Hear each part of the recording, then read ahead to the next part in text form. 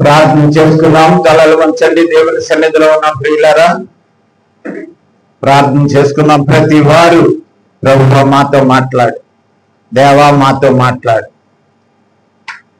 మాకున్నటువంటి కష్టాలు, నష్టాలు, బాధలు, ఇబ్బందుల్లో నీ వాక్యం ద్వారా మాతో మాట్లాడు. ప్రార్థన చేద్దాం అందరం. ప్రేమ నమ్మకము కలిగిన మా పరలోకపు తండ్రి, సర్వశక్తిమంతుడా, సర్వోన్నతుడా, మహోన్నతుడా, మహిమగల రాజా, కృపగల దేవ, దయగల తండ్రి, కరుణా సంపన్నుడా, కనికరము గల దేవ, సర్వ సృష్టికర్త, సకల ఆశీర్వాదాల కారణభూతుడా, మహోన్నతుడా, మహోన్నతమైన స్థలములో శిల్పశక్యం గాని తేజస్తో అమరత్వం కలిగి అనునిత్యము పరిశుద్ధులు పరిశుద్ధులు పరిశుద్ధులు అని కోట్లాన్ని దేవదూతుల ద్వారా పొగడబడుతూ గాన ప్రతిగానాలు పొందుతున్నప్పటికీ ఈ మట్టి మనిషి ద్వారా మహిమ పొందాలనే సంకల్పాన్ని భూదిగంతములు ఏర్పరచక ముందే కలిగి మమ్మలను క్రీస్తు వారినందు ఆశీర్వదించి మట్టిలోనికి పంపించావు.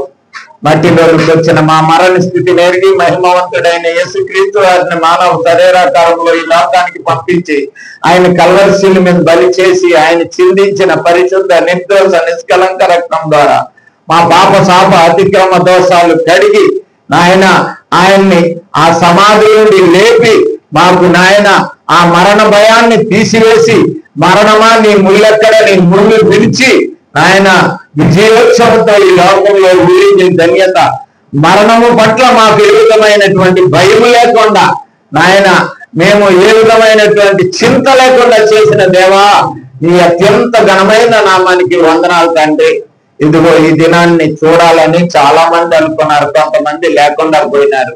అయినప్పటికీ మమ్మల్ని నాయన ఈ యొక్క గొప్ప దినములో నాయన ఈ పునరుద్ధాన దినములో పునరుద్ధాన జీవాన్ని కలిగి నాయన నీ సన్నిధిలో చేరే ధన్యత మాకు ఇచ్చినందుకు వందనాలు. కొద్ది నిమిషాలు జ్ఞాపకం చేసుకునండి. ఇదిగో నాయన ఇంతవరకు పాటల ద్వారా కీర్తించాము, ఆరాధన ద్వారా నిన్ను ఆరాధించాము, మహింపరిచాము. వాక్య ధ్యానంలోకి వెళ్తున్నాం నాయన. గ్రహించుకునే హృదయమును, హత్తుకునే మనసును మాకు ఇవ్వండి. విన్న మాటలు విని మర్చిపోయి మోసపోకుండా ఆ మాటలు మా హృదయంలో దాచుకుని వాటి ప్రకారం జీవించే ధన్యత చేరి వచ్చిన మాకందరికీ, మరి వింటున్న వారందరికీ దయచేయండి. నీ వాక్యపు వెలుగులో మమ్మల్ని ఉంచండి. నీ పరిశుద్ధాత్మ ద్వారా మమ్మల్ని అందరినీ ముద్రించండి. యేసు క్రీస్తు వారి నామమును బట్టి వేడుకుంటున్నాము తండ్రి, ఆమేన్. అందరికీ వందనాలు. ఈ దినం చాలా మనకి సంతోషకరమైనటువంటి ఆనందకరమైనటువంటి దినం మనకు అన్నప్పటికీ, మరి ముఖ్యంగా క్రీస్తునందు కడగబడిన వారికి, బాప్తిసం పొందిన వారికి, రక్షణ పొందిన వారికి. చాలా మంది గంతులు వేయటానికి చాలా మంది లోకంలో ఉన్నారు, కానీ మనకి ఈ దినాన్ని ఎంతో ఆనందించే దినం. ఎందుకంటే మరి ఆయన ఒక మాట ఉంటుంది, మత్తయి సువార్త 28:6 అధ్యాయంలో ఒక మాట ఉన్నది, గట్టిగా చదవాలి. ఆయన ఇక్కడ లేడు, తాను చెప్పినట్లే ఆయన లేచి ఉన్నాడు.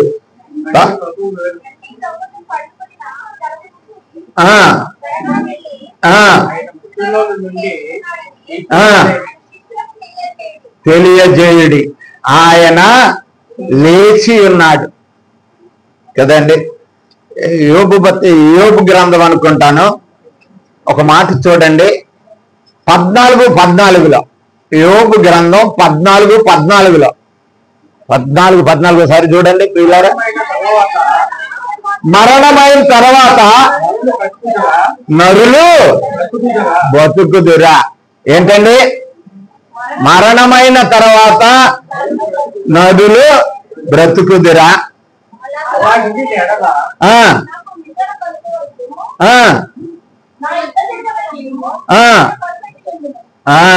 కనుక నరులు ఎవ్వరు బతకరు. యోబు గారు అంటున్నాడు, ఎవ్వరు బతకరు.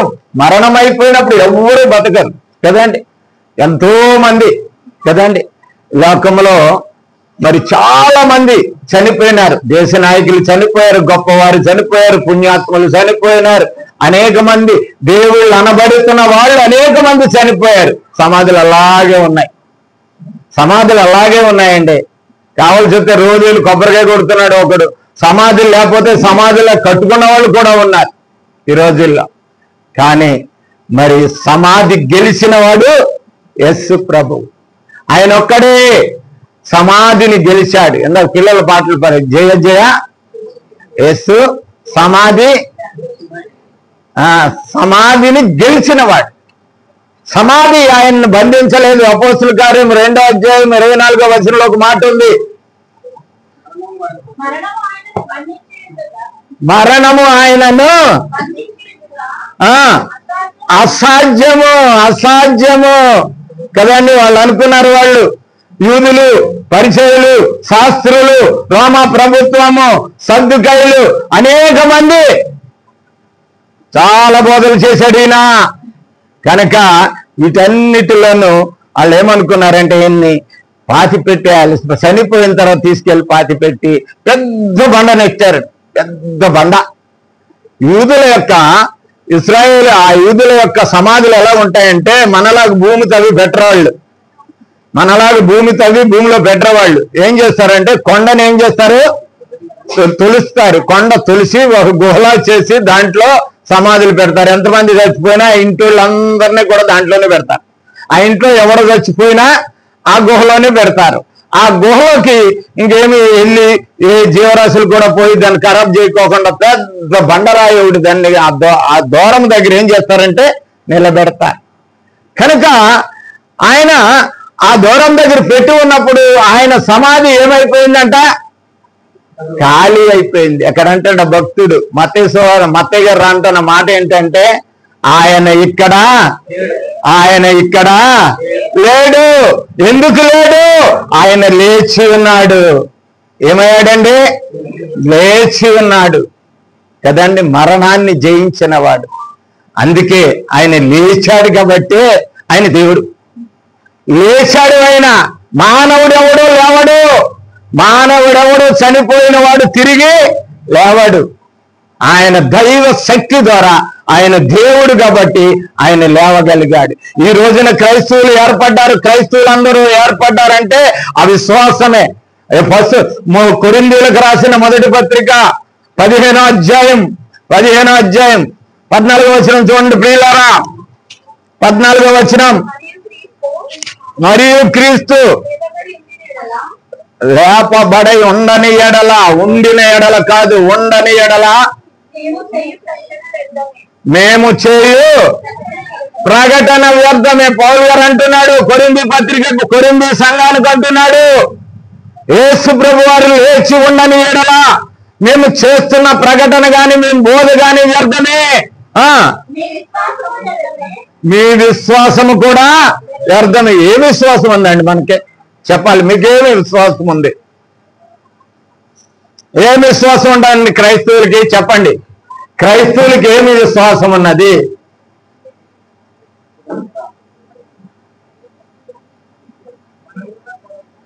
మన వాళ్ళు చచ్చిపోయారండి, చాలా దుఃఖం వస్తుంది, చాలా బాధ వస్తుంది.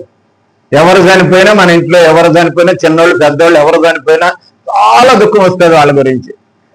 కానీ ఇక్కడ ఏమంటున్నాడంటే ఏమి విశ్వాసం ఉన్నది మనకి? మన విశ్వాసం వ్యర్థం అంటున్నాడు. ఆయన చేసిన బోధ వ్యర్థం అంటున్నాడు. ఏమి విశ్వాసం అండి అది? దశలోనికి రాసిన మొదటి పత్రిక 4వ అధ్యాయం 13-14 నుంచి చదవండి.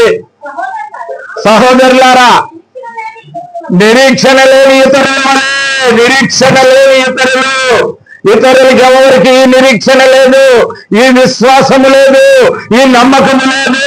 చనిపోయినట్లయితే ఇక్కడ కాదు, వాళ్ళు పుణ్యం చేసుకుని పుట్టినట్లయితే అక్కడ రమ్మతోనూ వాళ్ళతో డాన్స్ వేస్తారని అంటారు వాళ్ళు. లేకపోతే మళ్ళీ ఈగలాగో జేగలాగో పుడతారు, పునర్జన్మ ఉందని నమ్ముతారు వాళ్ళు. మనం ఏం తప్పు చెప్పట్లేదండి, వాళ్ళ నమ్మకాన్ని మనం చెప్పుకుంటున్నాం, మనల్ని ఏం ఎగతాళి చేయట్లేదు వాళ్ళు. వాళ్ళ నమ్మకం వేరే, నీ నమ్మకం వేరే, నా నమ్మకం వేరే. మన నమ్మకం గురించి మాట్లాడుతున్నాను నేను. మన నమ్మకం ఏమిటో తెలుసా? చదవండి 14. యేసు క్రీస్తు మృతి పొంది క్రీస్తు యేసు లేచనని మనము, అది విశ్వాసం. ఏ విశ్వాసం అండి? ఆయన చనిపోయి తిరిగి లేచాడని నమ్మాలి. నీవు ఆ విశ్వాసం లేకపోయినట్లయితే నీ క్రైస్తవం వ్యర్థం, నీ క్రైస్తవ జీవితం వ్యర్థం. నువ్వు విశ్వాసం ఉండాలి, ఆ నమ్మకం ఉండాలి. చదవమ్మా. అదే ప్రకారము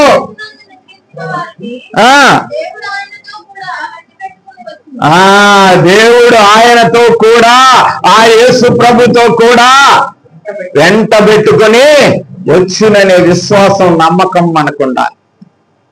ఆ విశ్వాసంతోనే, ఆ నిరీక్షణతోనే యేసు ప్రభు తిరిగి లేచాడంటే మొట్టమొదటిది ఏంటో తెలుసా? మానవాళికి సమాధానం లేదండి. ఏమి లేదండి? ఏం సమాధానం లేదండి?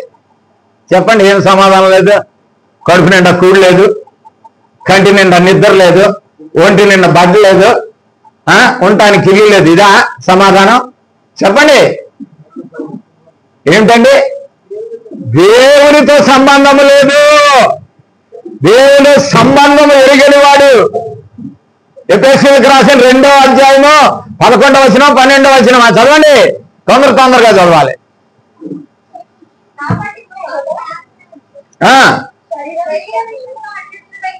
ఉండి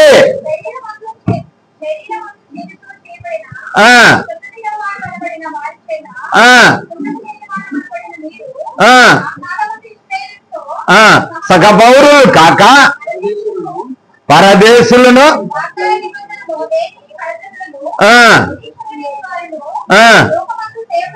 దేవుడు లేని వాళ్ళు. దేవుడితో సమాధానం లేదు మానవుడికి. దేవుడితో సమాధానం కావాలి. మనుషులతో సమాధానం ఉంటుంది. మంచిగా చూసుకుంటే మంచిగా చూసుకుంటారు. ఏదైనా ఉపయోగం ఉంటే వాటితోటి మంచిగానే సమాధానంగా ఉంటారు. వాటితోటి ఏ వివాదం వచ్చినా. కానీ దేవుడు ఎవరండి? దేవునికి అన్ని సాధ్యమండి, ఒక్కటే అసాధ్యం. ఏంటి చెప్పండి? దేవునికి అసాధ్యమైంది చెప్పండి మీరు. అంత సమస్తమే సాధ్యం. గంగరాజు గారు అంటున్నారు అంత సమస్త సాధ్యం. యోబు గ్రంథం 34:12 యోబు గ్రంథం. ఏది అసాధ్యం ఆయనకి? అది చేత కాదు ఆయనకి. చేయడు, తప్పడు. ఆయన దుష్కార్యం చేయడండి, ఆయనకి అసాధ్యం. అది తెలుసా? అన్ని సాధ్యాలే. అంటే ఆయన అన్ని మేళ్ళే చేస్తాడు. కనుక మానవునికి సమాధానం లేదు. మొట్టమొదటిగా ఆ దేవునితో సమాధానము కలగడానికే, దేవునితో సమాధానం పరచడానికే, దేవునితో సత్సంబంధము ఏర్పరచడానికే ప్రభు అయిన యేసుక్రీస్తు ఈ లోకంలోకి వచ్చి కల్వరి శిలువ మీద బలై ఆయన రక్తాన్ని కార్చి మనల్ని కూడా పరిశుద్ధిగా తీర్చి, ఆయన పాపి అయి ఆయన తండ్రి విడిచిపెట్టబడి కొంత సమయము మనల్ని పరిశుద్ధులుగా తీర్చి దేవునితో మనకేమో ఏర్పాటు చేశాడు? సమాధానాన్ని ఏర్పాటు చేయడం. మొట్టమొదటి మేలండి. క్రైస్తవుడు యేసు ప్రభు తిరిగి లేచిన వెంటనే గొప్ప ధన్యత పొందాడు. ఏంటో తెలుసా? దేవునితో సమాధానం పొందటం అండి. ఈ లోకంలో ఎవరికి దేవునితో సమాధానం లేదు. దేవుడంటే మరి సమాధానం లేని స్థితిలో జీవిస్తున్నారు. యేసు ప్రభు మాత్రమే వచ్చి లోకంలో అనేక మందికి సమాధానం దయచేశాడు మొట్టమొదట. రెండవది ఏం చేశాడు తెలుసా? రిఫరెన్స్ చెప్పండి, నేను సమయం అయిపోతుంది కనుక. భయపడకుడి అన్నాడు. లేచేయమన్నాడండి. భయపడకుడి. భయం లేకుండా బతకాలి. ఏం భయం ఉంది మనకి? మరణ భయము, నరక భయం ఉందండి. మనము నరకయోగ్యులము, పాపయోగ్యులము. చచ్చిపోతే నరకానికి వెళ్ళి లోకసువార్త 16లో ఉన్నటువంటి ధనవంతుడిలాగా అని నిత్యము అగ్ని ఆరదు, పురుగు సావతు, అగ్నిలో కారవలసిన వాడవే. అటువంటి మరణ భయం నీలో ఉంది. ఎప్పుడైతే ప్రభు అయిన యేసుక్రీస్తునందు నీవు బాప్తీసం పొంది లేచినావో, ఆయన కూడా లేచి ఆ మరణము మీద ఏం చేశాడు? విజయాన్ని ఇచ్చాడు. నీకు ఇచ్చాడు కాక భయం లేదు, నీకు శిక్ష లేదు. మరణములో నుండి జీవములోనికి నిన్ను దాటించాడు. అందుకే రోమపత్రిక 1వ అధ్యాయం 8వ అధ్యాయం 1వ వచనం ఏమంటాడు? 8:1 ఇప్పుడు క్రీస్తు యేసునందున్న వారికి ఏ శిక్ష విధిను లేదు. శిక్ష లేకపోతే ఇది శిక్ష లేదు కాబట్టి మనకు భయం లేదు. శిక్ష లేదు కాబట్టి భయం లేదు. భయం పోగొట్టాడు యేసు ప్రభు. ఆ మరణ భయం తీసేశాడు. ఆ మరణం మీద ఉన్నటువంటి సాతాను అధికారాన్ని కొట్టివేసి వాడి కోరలు విరిచి ఆ మరణపు ముళ్ళుని విరిచి నీకు నాకు విజయాన్ని ఇచ్చాడు, విజయోత్సవంతో ఊరేగమన్నాడు అంతే లోకంలో. ఆ భయాన్ని తీసివేశాడు ఆయన. మూడవది ఏంటంటే ఏం చేశాడు? మూడవది నిరీక్షణ ఇచ్చాడు. ఏమిచ్చాడండి? నిరీక్షణ. నిరీక్షణ. నేను ప్రభు యేసునందు బాప్తిసం పొంది చనిపోయినట్లయితే నేను కూడా ఒక దినాన్ని, క్రీస్తు వచ్చే దినాన్ని చదవండి. అదే తెస్సలోనికి రాసిన మొదటి పత్రిక 4వ అధ్యాయము 15వ వచనం, 15-16. మీతో చెప్పినది ఏమనగా మనము నిద్రించి వారి కంటే ముందుగా ఆయన సన్నిధిని మనము చారము.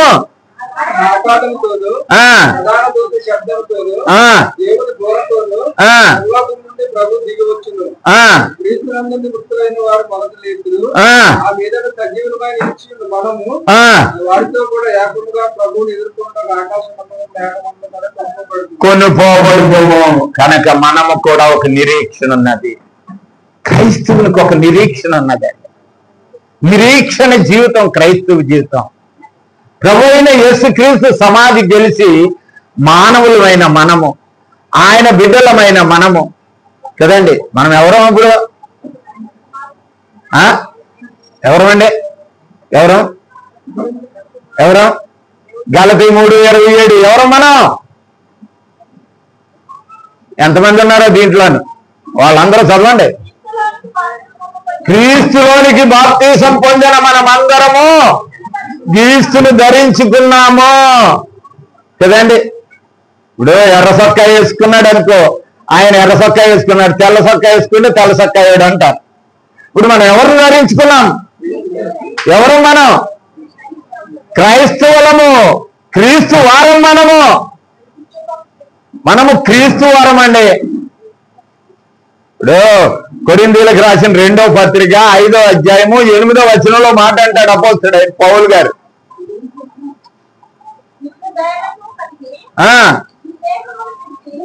దేహమును విడిచి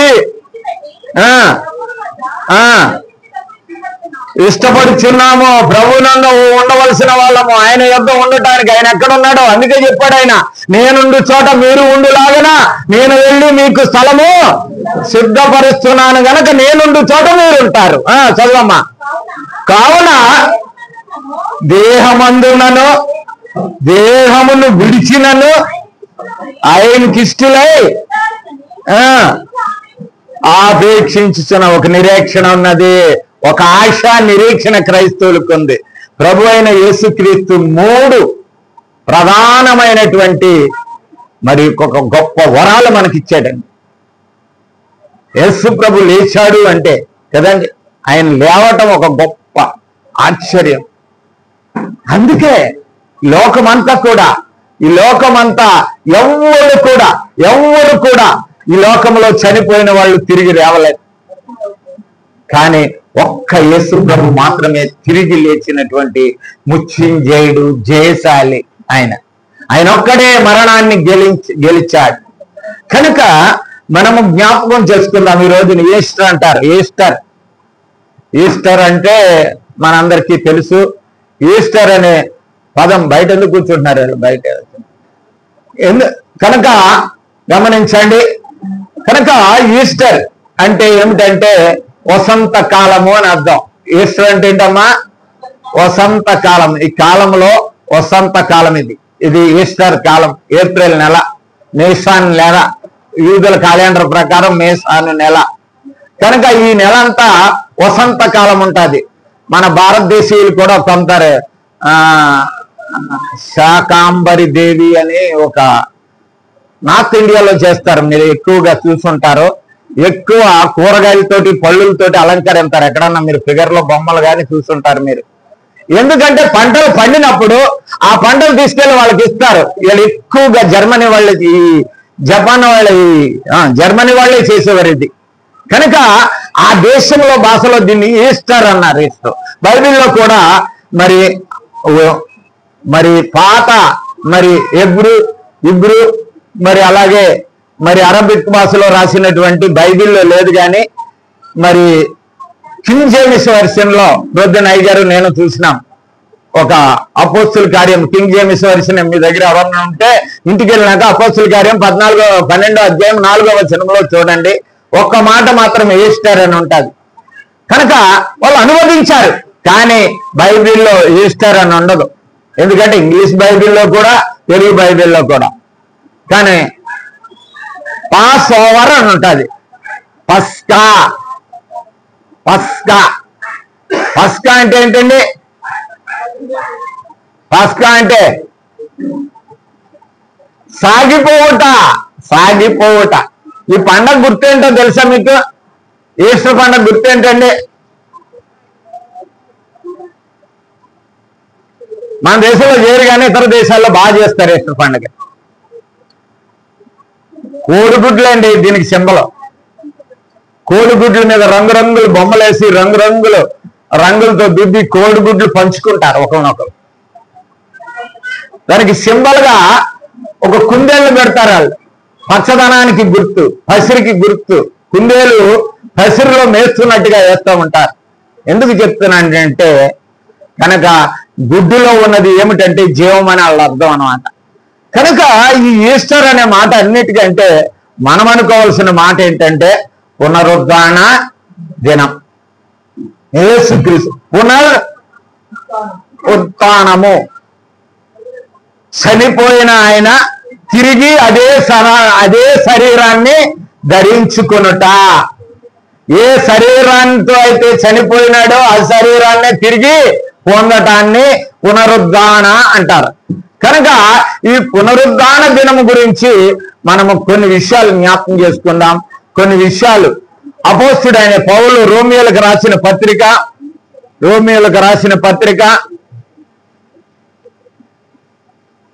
6వ అధ్యాయం 3వ వచనము నుండి, ప్రియులారా క్రీస్తు యేసులోనికి బాప్తిసం పొందిన మనమందరము ఆయన మరణములోనికి బాప్తిసం పొందితమని మీరు ఎరుగరా? కాబట్టి తండ్రి మహిమ వలన క్రీస్తు మృతులలో నుండి ఎలాగ లేపబడినో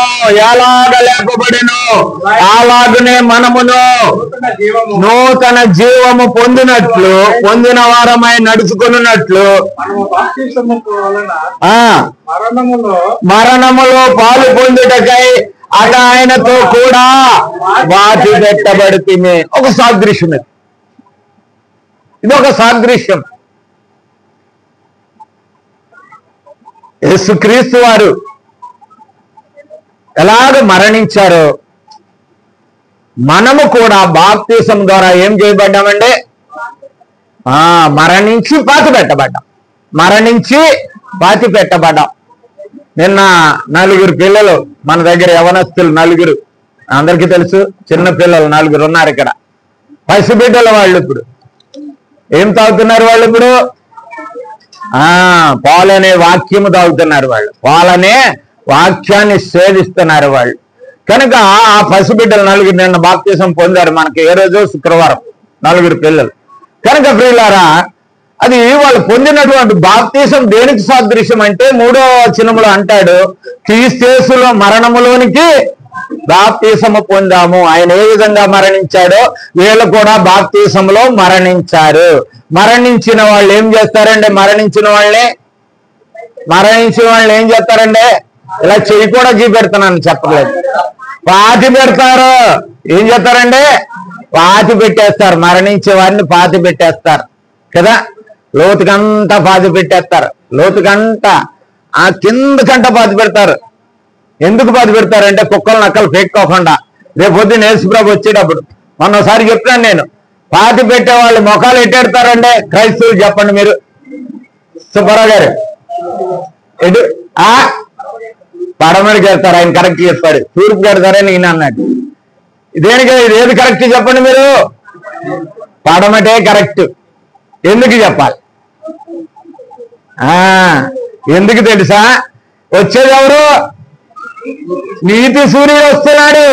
వీధి సూర్యుడు వస్తున్నాడు కాబట్టి తూర్పును ఉదయిస్తాడు కాబట్టి ఆడి ముఖం పడమనుకున్నట్లయితే ఇలా వేసి ఇలాగ ఉంటాడు, పడమంటే తలకాయ.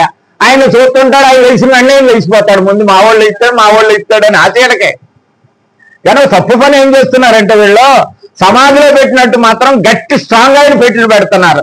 మళ్ళీ చెప్పేటప్పుడు ఏం చెప్తారు? మట్టి అయినది వెనకటి వల్లే, మొన్న అయినది వెనకటి వల్లే అంటారు. అదే సాధ్యమా? కనుక ఇప్పుడే పెట్లు వచ్చినాయి. మనకు పెట్లు నేర్పింది ఐగుప్తీయులు మమ్మీల దగ్గర నుంచే మనకు పెట్లు వచ్చినాయి. అంతకుముందు పెట్లుండే కాదు, గొయ్యి తీసేవారు, మట్టిలో పెట్టేవారు, పూడ్చేవారు అప్పుడు. కనుక ఇప్పుడు అదేం లేదు. అబ్బో ఎంత మంచి పెట్టి చేస్తే, ఎంత అందంగా పెట్టి చేస్తే అంత సుఖపడుతున్నారు. పెట్టి ఉండదు. మొన్న అయినది వెనకటి వల్లే, మొన్న వాళ్ళు అది దేవుని చిత్తం తెలుసా. వాళ్ళకి పునరుద్ధరణ జీవము ఆశలు లేవన్నమాట. ఎవరైతే ప్రభువునందు బాప్తిసం పొందారో వాళ్ళకి ఉండవలసిన ఆశ అది. యోబు గారికి ఉన్న ఆశ ఉండాలి. యోబు గారికి ఉన్న ఆశ ఏముంది? యోబు గారికి ఆశ ఏముందండి? 19వ అధ్యాయం 25వ వచనం, యోబు గ్రంథం 19వ అధ్యాయం 25వ వచనం.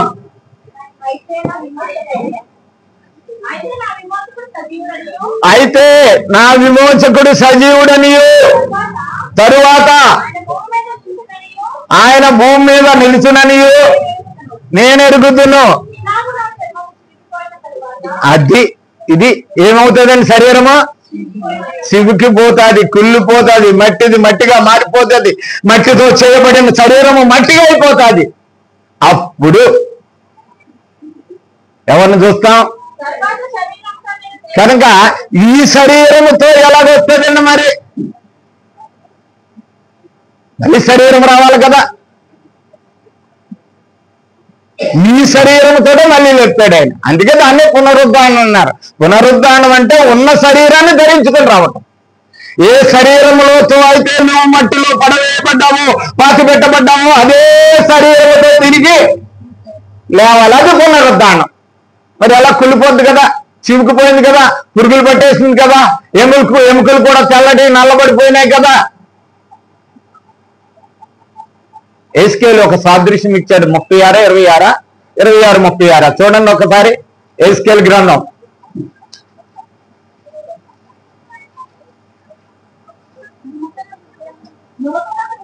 అక్కడ కదమ్మా, లోయలో సంగతి క్షమించండి. ఎముకలారా తొందరగా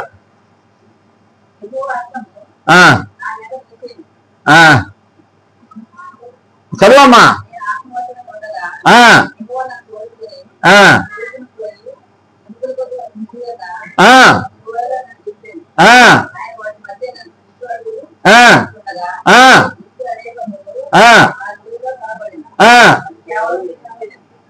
కేవలము ఎండిపోయాను, చీకిపోయాను, కుళ్ళిపోయాను, పాడైపోయినాయి.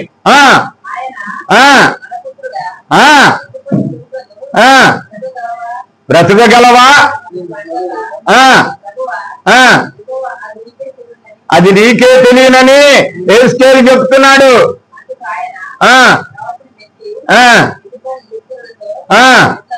ఎట్లనము ఆలకించుడి.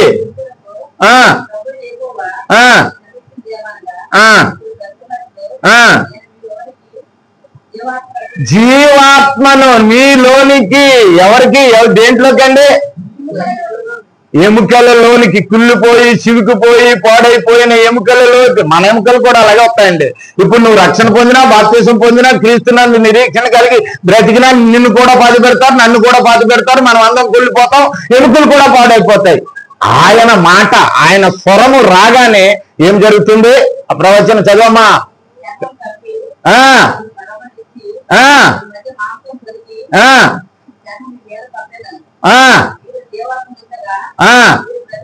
మీరు బ్రతుకుతే అది పునరుద్ధానం. తెలుసుకుందురు. కనుక పునరుద్ధాన శక్తి అంత గొప్పదండి. క్రైస్తవులు తెలుసుకోవాల్సింది ఏమిటంటే రెండవ మాట. మొదటిదైతే సమాధానము, భయము లేకుండా నిరీక్షణ కలిగి ఉండటానికి మొదటిది. రెండవ సాదృశ్యం ఏమిటంటే మనము క్రీస్తులోనికి కనుక మరణములోనికి సాదృశ్యము కలిగి మనము బాప్తిసం పొందినట్లయితే ఆయన వల్ల కలిగేది ఏంటంటే తిరిగి పునరుద్ధానమైన జీవము. ఎట్లా కలుగుతుందంటే రోమపత్రిక 6వ అధ్యాయము 5వ వచనం, మరియు ఆయన మరణము యొక్క సాదృశ్యమందు ఆయనకు ఐక్యము గలవారమైన ఎడల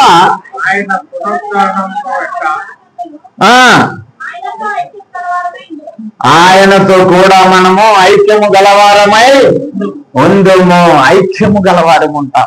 ఐక్యత, పునరుద్ధాన ఐక్యత. మరణములో ఎలాగ ఐక్యమైనామో, ఆయన ఎలాగ మరణములోనికి వెళ్ళాడో మనము కూడా క్రీస్తునందుండి క్రీస్తులో కడగబడి పరిశుద్ధాత్మ పొంది మనము ఆయన ఈ లోకములో జీవించినప్పుడు సద్భక్తిని ఆలోచించి జీవించినట్లయితే, చనిపోయినట్లయితే మనము ఆయనతో సాదృశ్యముగా మరి పాతి పెట్టబడతాం.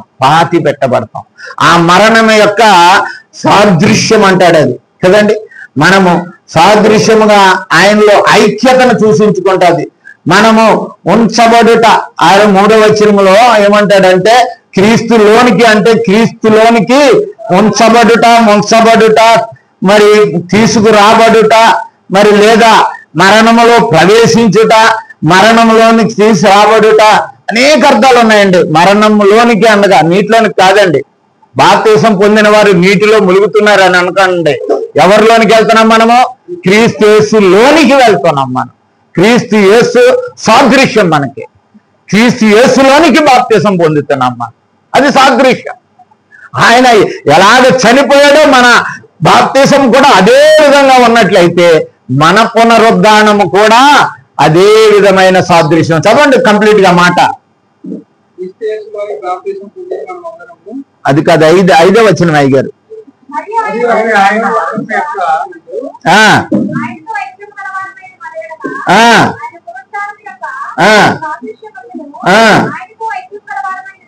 ఆయనతో ఐక్యము గలవారమయ్యుండుము. ఐక్యత ఎత్తి చూపిస్తుంది అంటే అప్పుడు పరిశుద్ధాత్మ మనలోకి బాప్తిజం పొందిన వెంటనే పరిశుద్ధాత్మ అభిషేకం మనకు వస్తుంది. నీరు మనల్ని శుద్ధీకరిస్తుంది. నీరు క్రీస్తుకు సాదృశ్యం. క్రీస్తు మనల్ని శుద్ధీకరిస్తాడు, పరిశుద్ధపరుస్తాడు. ఆ రోజున 2025 సంవత్సరాల క్రితం ఆయన చిందించిన పరిశుద్ధ నిర్దోష నిష్కళంక రక్తం నిన్ను కడుగుతుంది, శుద్ధీకరిస్తుంది నీ శరీరాన్ని. ఇక నీ శరీరము లేనట్టు, సరే అదే అక్కడే అంటాడు, శరీరము నిరర్ధకమగునట్లు అంటాడు. చూడండి అక్కడ శరీరము 6వ వచనం, ఏలయనగా మనం ఇంకా పాపమునకు దాసులు కాకుండానట్లు పాప శరీరము నిరర్ధకము అంటే ఏంటండి? నిరర్ధకము అర్థం లేదని కాదు, సరైన అర్థం చెప్పండి మీరు. లేకుండా పోటీ, ఇట్ ఈస్ కరెక్ట్. కనుక లేకుండా కాదు, ఆ శరీరం లేదు. శరీరం ఉన్నవాడు శరీరం లేనట్టు జీవించాలి అంటే అర్థం ఏంటి? శరీరం లేకుండా బతకడం కాదండి. అవి శరీర కోరికలు లేవు, ఇచ్చలు లేవు, శరీర అవసరతలు లేవు. తెలుసా అండి? శరీరం ఉన్నాను, శరీరం లేనట్టు బ్రతకాలి. యేసుక్రీస్తు శరీరం ఉన్నప్పటికీ ఆ శరీరం కొరకు ఆయన బ్రతకలేదు, శరీరం కొరకు ఆయన జీవించలేదు. ఆధ్యాత్మికమైనటువంటి ఆత్మీయ శరీరముగా మార్చబడదు. అందుకే మరి భౌతికమైన శరీరం ఉంటుంది, ఆత్మ సంబంధమైన శరీరం ఉంటుంది. భౌతికమైన శరీరం ఎటువంటిదంటే కొరింథీయులకు రాసిన 1వ పత్రిక 2వ అధ్యాయము 14వ వచనం,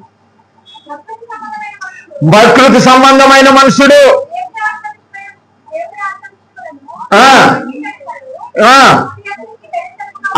అది అతనికి వెర్రితనముగా నుండును, వివేచింపదగును, కనుక గ్రహింపజాలడు. వాడు గ్రహించలేడు. ఎవడైతే ఆత్మను పొందుతాడో వాడు గ్రహిస్తాడు దేవుని ఆత్మను. వాడు ఆత్మానుసారంగా జీవిస్తాడు, వాడు ఆత్మానుసారంగా బ్రతుకుతాడు. కనుక మనము ఏ విధంగా క్రీస్తులోనికి బాప్తిస్మ సాదృశ్యం ఐక్యత ఉన్నదో అలాగే పునరుద్ధాన ఐక్యత కూడా కలిగి ఉండాలి.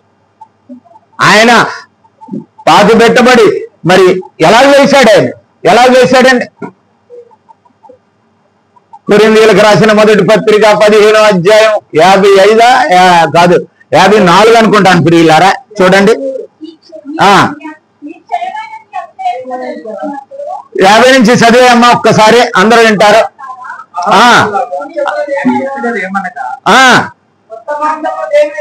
రక్త మాంసములు దేవుని రాజ్యమును స్వతంత్రించుకున్నావు. దేవుని రాజ్యం అంటే ఎక్కడండి? ఇక్కడ దేవుని రాజ్యం. రక్త మాంసాలతో వస్తారు కొంతమంది. అంటే రక్త మాంసాలు లేని వాళ్ళు ఉన్నారా? ఇక్కడ ఉన్నది, కానీ దాని మీద మనసు పెట్టుకుని వస్తారు. మేము రక్త మాంసములు దాది ఇది అంటా వస్తారు. అది దేవుని రాజ్యాన్ని స్వతంత్రించుకోవు. సంఘానికి అర్హత కాదు అది. సంఘంలో దానికి అర్హత లేదంటాడు. ఏంటండి క్షయత?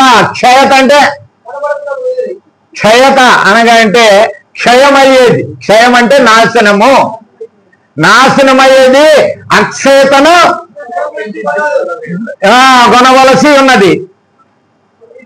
ఇదిగో మీకొక మర్మము తెలుపుచున్నాను, మనమందరము నిద్రించము గాని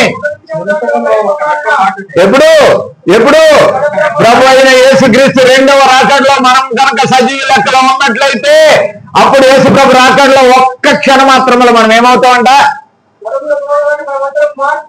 మార్పు పొందుదుము.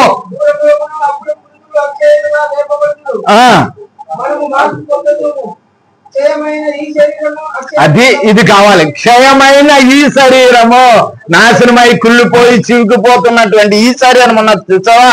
ఈ శరీరము అక్షయతను ధరించు. అక్షయత అంటే ఏంటండి? క్షయము కానిది, ఎప్పటికీ నాశనం కావద్దు కదండి ఆ శరీరము. అందుకే యేసు ప్రభు వారు చెప్పాడు, ప్రభువా నేను వీళ్ళకి ఒక మహిమనిస్తున్నాను అంటున్నాడు. మహిమ శరీరాన్ని ఇచ్చేస్తున్నాను అంటున్నాడు. యోహాను సువార్త 17లో చెప్పాడు. మీరు ఇంటికి వెళ్ళి చదువుకోండి. నువ్వు నాకేం మహిమ ఇచ్చావో, నాకేది ఇచ్చావో ఆ పునరుద్ధానాన్ని వీళ్ళకు కూడా నేను ఇచ్చేస్తున్నాను. దాని ద్వారా మహిమను నేను ఇస్తున్నాను. ఈ క్షయమైన శరీరం ఏది అక్షయ శరీరంగా మార్చబడుతుంది అంటున్నాడు. మనం అక్షయ శరీరంగా, ఈ శరీరం ఎలాగ ఉండదు ఉంటుంది, శరీరం ఎలాగే రూపం కనపడవచ్చు, కానీ దానికి ఏమున్నది? అక్షయత. చూడండి 53లో ఒక మాట అంటాడు. 53 చదవండి ఒకసారి. మర్త్యమైన ఈ శరీరము అమరత్వమును ధరించుకొనవచ్చును. అమరలోకానికి శరీరం అది, ఈ లోకానికి కాదండి. అమర్త్యము, మర్త్యము కాని శరీరము, నాశనము కాని శరీరం వస్తుంది. అమరత్వతను ధరించుకోవాల్సి ఉన్నది. వీళ్ళారా గమనిందాం మనం. ఈ రోజున క్రైస్తవులు యేసుక్రీస్తు పునరుద్ధానం ద్వారా తెలుసుకోవాల్సింది, గ్రహించవలసింది ఏమిటంటే మన శరీరము అక్షయతతో ఉన్న శరీరం, క్షయముతో ఉన్న శరీరము అక్షయతను ధరించుకోవాల్సింది. అది సాదృశ్యం యేసుక్రీస్తులోనికి. మరి చూడండి అక్కడ కొరింథీయులకు రాసినటువంటి మొదటి పత్రిక 12వ అధ్యాయం 12, 13లో ఒక మాట ఉంది. తొందరగా చదవాలి. శరీరము ఎలాగో ఏకమై ఉండెనో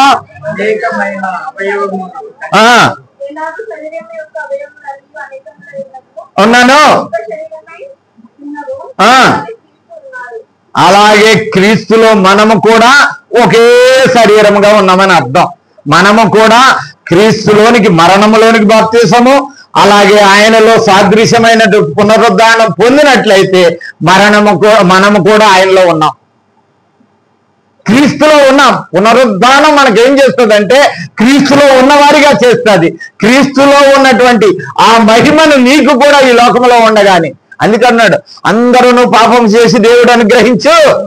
ఆ మహిమ అక్షయత. ఆ మహిమ ఏమి కాదు, అక్షయత. అక్షయత అంటే ఏమి లేదండి, శరీరం ఉన్నా కానీ శరీర కోరికలు చంపుకోవటమే అక్షయత అండి. శరీర ఇచ్చలు చంపుకోవటమే అక్షయత అండి. శరీరం కోసం బ్రతకటం కొంతమంది ఉంటారు, తినటం, తాగటం, ఎంజాయ్. అందుకే యేసుప్రభు రాజు చెప్పుడు, ఏమి తిందుమా, ఏమి తాగుదుమా, అవి అన్నిటి కోసం ఆలోచిస్తారా మీరు? మొదట నా నీతిని, నా రాజ్యమును ఎదుకండి, మీకేం కావాలో నాకు తెలుసు అని ఆ రోజునే చెప్పాడు. అక్షయత కావాలి మనకి. అక్షయత అంటే శరీరం ఉండి కూడా అది క్షయతలను కోల్పోయినటువంటి, క్షయతను కోల్పోయింది. అది ఏ విధమైనటువంటి జీవమును కోల్పోయింది. ఏమి జీవం వచ్చింది మరి? చూడండి ఒక మాట. యోహాను రాసిన పత్రిక 17 అధ్యాయం 21, 23 తొందరగా 4 వచనాలు చూసుకుని ముగించుకుందాం ప్రియులారా. 21 నా యందు నీవును నీ యందు నేనును ఉండులాగున వారును మన యందు ఏకమై ఉండాలి. మరణంలో ఏకమయ్యారు, పునరుద్ధానంలో కూడా ఏకమయ్యారు, జీవించడంలో కూడా ఏకమవ్వాలి. క్రైస్తవుడు అది. పునరుద్ధానం వల్ల యేసుక్రీస్తు తిరిగి లేచి మరణం ముల్లిరిచి మరణంలో జయాన్ని సంపాదించి మరణం ఆయన కట్టకపోయింది. ఆయన ఒక మరణాన్ని జయించాడంటే క్రైస్తవుడు కూడా ఈ రోజున మరణం మీద జయం ఉండాలి. అది సంతోషం క్రైస్తవుడికి. నాకు మరణం ఏమి చేయలేదు, అది క్రైస్తవుడికి ఎంత. నేను చచ్చిపోతానా పర్వాలేదు, ఇక్కడ చనిపోతే అక్కడ ఉంటాను నేను. అందుకే యేసు ప్రభు వారు మాట చెప్పాడు యోహాను సువార్త 11 అధ్యాయం 25 వచనంలో, పునరుద్ధానమును జీవమును నేనే. చదువయ్యా, తీసి మొత్తం చదువు. అందుకు యేసు పునరుద్ధానమును జీవమును నేనే అంటే అర్థం ఏంటో తెలుసా? నేను పునరుద్ధానం నా యందు తిరిగి లేచినట్లయితే ఆ నిత్య జీవము నేను ఇస్తాను, నేనే మార్గమును సత్యమును జీవమును. నా ద్వారా తప్ప ఎవడును ఆ నిత్యత్వం చేరలేడు, తండ్రి వద్దకు చేరలేడు, తండ్రి వద్దకు వెళ్ళలేడు. నేను ఒక్కనే మార్గం. అది ఇప్పుడు చదువు మళ్ళీ. నా యందు విశ్వాసం ఉంచేవాడు చనిపోయినను బ్రతుకును. ఇక్కడ చనిపోయినా కానీ అక్కడ ఉంటాడు కదండి. 2 చనిపోయారు లోకాసు వార్తలో, ఒక ధనికుడు ఒక కుష్ఠరోగులాజరు. 2 చనిపోయిన వెంటనే 2 పాతి పెట్టబడ్డ వెంటనే లాజరు ఎక్కడికి వెళ్ళిపోయాడు? అబ్రాము రొమ్ముది పరదైసుకు నెమ్మది పొందే స్థలానికి వెళ్ళిపోయినాడు. ధనికుడు ఎక్కడికి వెళ్ళిపోయాడు? పాతాళమునకు వెళ్ళిపోయాడు. తెలుసా? వెంటనే వీళ్ళారా గమనించుకోండి. మన జీవితంలో ప్రభు మనల్ని ఏకం చేసిన దేంట్లోనంటే బాప్తిసములో ఐక్యత తీర్చాడు, అలాగే పునరుద్ధానంలో ఐక్యత కలగజేశాడు. ఆ సాదృశ్యం మన జీవితంలో ఉండాలి. ఇంకో మాట చదువుకుందాం చూడండి. రోమపత్రిక 12 అధ్యాయం 5వ వచనం.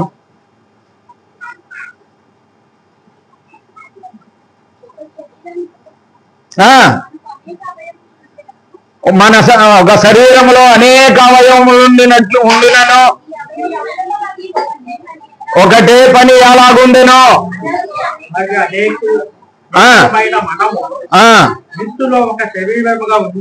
ఒక్క శరీరముగా ఉండి అవయవములమై ఉన్నాము. మన కడుపు వైపబడిన చెప్పున కృపావరములు కలిగిన వారమై ఉన్నాము. ఈ కృపావరములు కలిగి ఉన్నాము అంటాడు. కనుక ప్రియులారా, సాదృశ్యం బాప్తిసం అనేది ఏమిటంటే ఆయన మరణంలోనికి సాదృశ్యము, ఆయన పునరుద్ధానములోనికి సాదృశ్యం. ఆయన ఎలాగ చనిపోయి పాతి పెట్టబడ్డాడో అలాగే దేవుడు ఆయన్ని ఎలాగ లేపాడో మరి తర్వాత కూడా మనము చనిపోయిన మనల్ని కూడా అదే విధంగా ఆయన లేపుతాడు. ఈ 2 సాదృశ్యమైనవి అంటాడు. కనుక చూడండి ఒక మాట 11 అదే రోమియోలకు రాసిన పత్రిక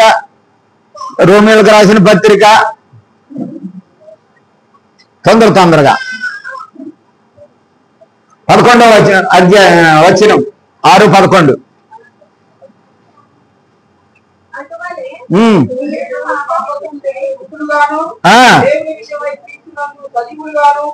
మిమ్ములను మీరే ఎంచుకోలేడు. బాప్తిసం పొందేస్తే అయిపోయిందని కాదు, ఎంచుకోవాలి. నా శరీరం ఎప్పటి నుంచి అక్షయమైన శరీరం, పనికిరాని తినదే కదండి. పనికిరానిది ఎలా తినేది ఒకటి ఉంది భూమి మీద, అలాంటిది కాదు ఇది. నిష్ఠ జీవితం అండి. క్రైస్తవ జీవితం ఏంటంటే తెలుసా? ఒక నిష్ఠ. ఇది నిష్ఠ అంటే ఏంటో తెలుసా? నిష్ఠ అంటే ఏంటండి వెంకటేష్ గారు? ఏదో తినకూడదు, ఇది తినవచ్చు, ఇది చేయకూడదు, ఇది తినొచ్చు, ఇది తినకూడదు, ఇది తాగొచ్చు, ఇది తాగకూడదు, ఇది చేయొచ్చు, ఇది చేయకూడదు. నిష్ఠ. మన పంతులు గారు వేసుకుంటారు కదా ఇది. వేసుకున్న వెంటనే ఆయన నిష్ట పాటిస్తాడు. అక్కడ దేవి ముట్టుకోడు. కనీసం లేవికాండంలోనే ఉంది, ఆయన పాటించడం కాదు, లేవికాండంలో ఉన్నది. కనీసం చచ్చిపోయిన కూడా మనము ముట్టుకోకూడదు నిష్ఠలో ఉన్నవాడు. అంటే అర్థం ఏంటంటే మనం తీసుకెళ్ళొద్దు, వాడిని వదిలిపెట్టేయండిరా, సావనేయండిరా అని కాదు. అర్థం అంటే నిష్ఠ జీవితం, అంత పవిత్రమైన జీవితం క్రైస్తవ జీవితం. అందుకే పేతురు గారు ఆ మాట రాశాడు. పేతురు రాసిన మొదటి పత్రిక 1వ అధ్యాయం 14-16 ఏమన్నాడు? నేను పరిశుద్ధుడై ఉన్న ప్రకారం మీరును సమస్త ప్రవర్తనలందు పరిశుద్ధులై ఉండాలి. ఇంతకు ముందు తర్వాత మాట ఉంది, మంచి మాట. పూర్వపు మీకు అజ్ఞాన దశలో మీకుండిన మనదాసలను అనుసరించి నడుచుకొనక మిమ్మల్ని పిలిచివాడు పరిశుద్ధుడు కనుక మీరును పరిశుద్ధులయ్యుండి. పూర్వం చేసినవి ఇవన్నీ అయిపోయింది, ఇప్పుడు నీవు చనిపోయినావు. మొట్టమొదటి మాట ఏంటి తెలుసా? యేసుక్రీస్తులో మనము చనిపోయినాం. చనిపోయి పాతిపెట్టబడ్డవాడు ప్రభు అయిన యేసుక్రీస్తుని లేపిన దేవుడు నిన్ను నన్ను కూడా లేపుతాడు. బాప్తీసంలో లెగిసినావు. ఎంతమంది ఇప్పుడు లెగిసిన వాళ్ళు ఉన్నారు? ఒక్కసారి చేయొత్తండి. నేను సిగ్గుపరచడానికి కాదు, చేయొత్తండి, ధైర్యంగా పెట్టండి. నేను బాప్తీసం పొందాను, నేను లేచాను. జయమిది. ఈ రోజున ప్రభుది ఈ యొక్క పునరుద్ధాన దినాన్ని జయం మనకిది. తెలుసా అండి? మన జీవితం జయ జీవితం అండి.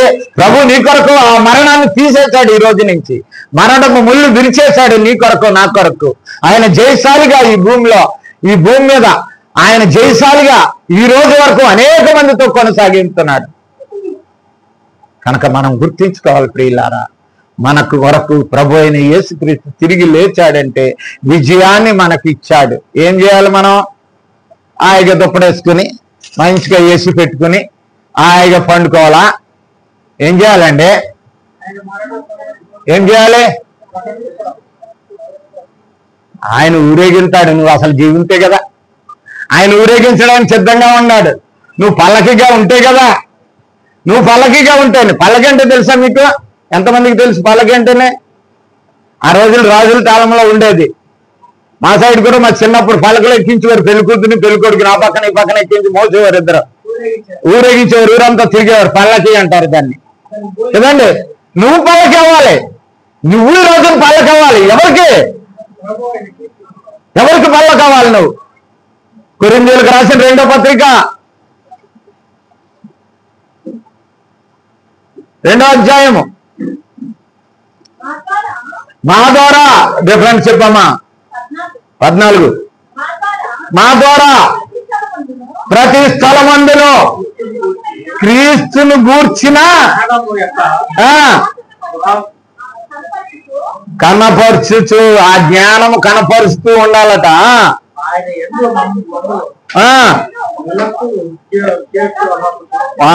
ఎల్లప్పుడు నువ్వు పలకే, ఎల్లప్పుడు నువ్వు పలకవేండి. మీలో ఎవరు ఉండాలి చెప్పండి, తొందరగా చెప్పాలి ప్రియులారా. క్రీస్తు నీ పలకలో ఉండాలి ఎప్పుడూను. నువ్వు ఎక్కడికి వెళ్ళినా క్రీస్తు ఉంటాడు నీకు. క్రీస్తు నీలో ఉంచుకున్నట్లయితే పనికి మాలిన పని చేయవండి. నువ్వు వ్యర్థమైన పని చేయవు. నువ్వు చేస్తావా? చెయ్యు. నీలో క్రీస్తున్నాడు కాబట్టి. క్రీస్తుని తీసి పక్కన పెట్టావనుకో, పందిలో బురదలో పొందిన పందే కదా చాలా మంది. అందుకే యాకోబు పత్రికలో అన్నాడు, కుక్క తన వాంతికి తిరిగినట్లును పంది మరలా బురదలో పొర్లినట్టు అన్నాడు. ఎందుకంటే చాలా మంది కూడా ఈ అక్షయ జీవితాన్ని కోల్పోయి క్షయ జీవితానికి వచ్చేసి నాశనం అయిపోయి నరక యోగ్యులమైపోతున్నాం. మనం గమనించాలి. మనకిచ్చిన ధన్యత ఈ దినాన్ని ఒక గొప్ప దినంగా ఎందుకు ఎంచుకుంటున్నామంటే నిన్ను నన్ను కూడా జయశాలిగా నిలబెట్టడానికే. నిజమే, మనం జయశాలి అవలేమా? అవగలం. క్రీస్తును వెంబడించి క్రీస్తును మనలో ఉంచుకుని మనం జీవించినట్లయితే తప్పకుండా మనము క్రీస్తులాగా కూడా అక్కడ ఉంటాం. మనం ఆయనతో ఆయన ఊరేగించాలి ఎల్లప్పుడు. జయోత్సవంతో అంట. అక్కడ ఏమన్నా చదవండి అన్నమాట. జయ ఉత్సవముతో ఊరేగించుకుంటూ తీసుకెళ్ళాలి. నువ్వెక్కడికి వెళ్ళినా సరే యేసుక్రీస్తు నీలో ఉంటాడు. యేసుక్రీస్తుని ఊరేగించాలి. యేసుక్రీస్తులో చనిపోయినావు, యేసుక్రీస్తులతో తిరిగి లేచినావు, యేసుక్రీస్తును కలిగి జీవించాలి నువ్వు. ఇది పునరుద్ధానం యొక్క సాదృశ్యం. పౌలు ఏమన్నాడు తెలుసా దీని గురించి? ఫిలిప్పీయులకు రాసిన పత్రిక 3వ అధ్యాయము 10-11 వచనాల్లో మాట అన్నాడు అపోస్తలుడైన పౌలు గారు. ఏ విధము చేతనైనను మృతులలో నుండి నాకు పునరుద్ధానము కలుగవలెనని ఆయన మరణ విషయములో సమా అనుభవము కలిగి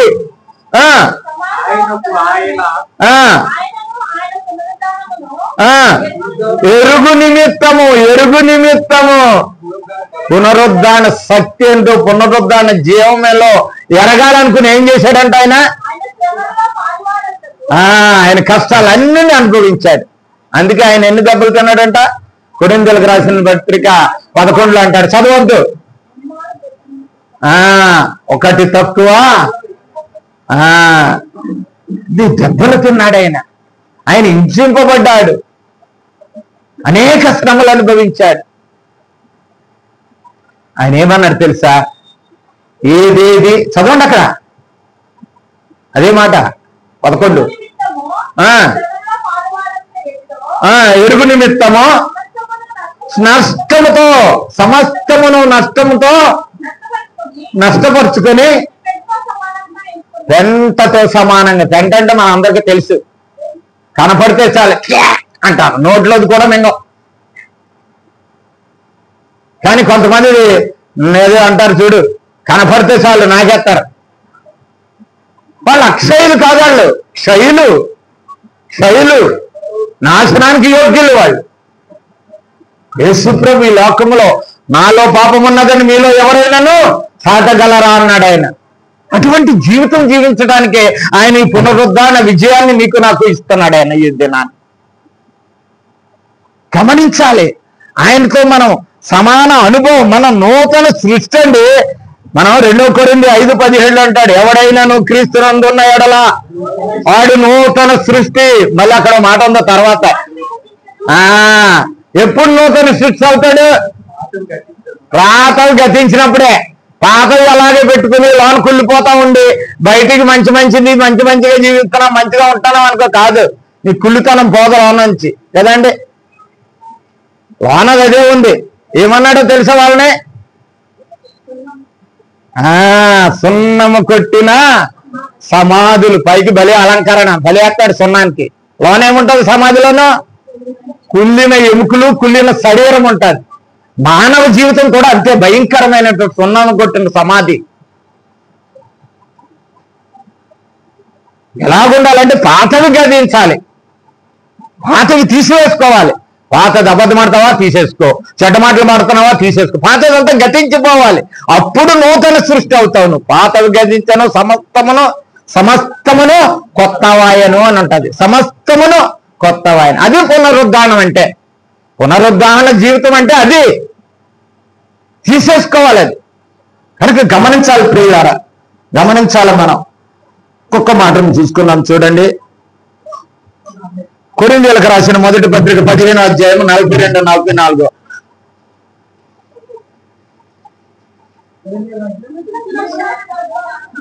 చదవండి 42.